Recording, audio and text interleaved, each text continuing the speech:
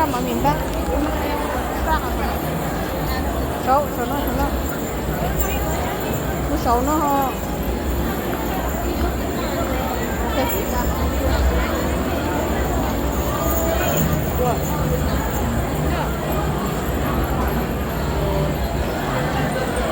Mini soda. Yes, how are you?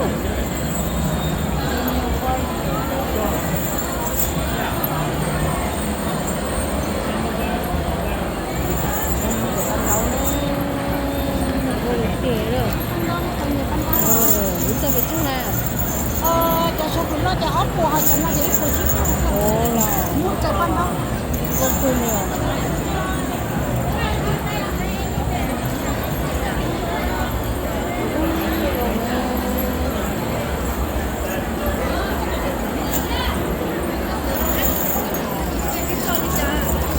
nó vậy ốc của cho mẹ nó để của chị trong Con bầu khơi liêu. Không đi nhiều thì tôi vừa nữa. Chui à. Sao giờ ốc bò nó nè.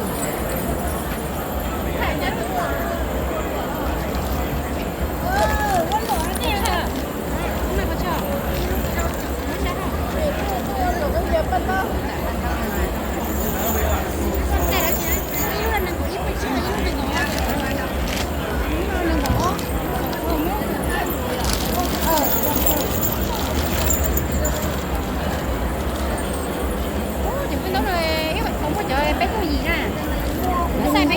Ta liêu vậy nó. còn na một tí sâu cái gì đó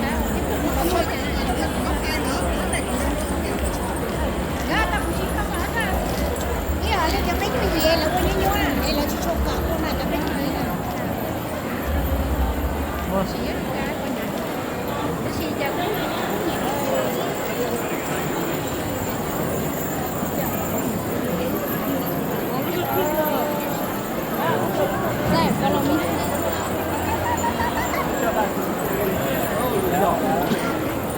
Đây, đây là có đào.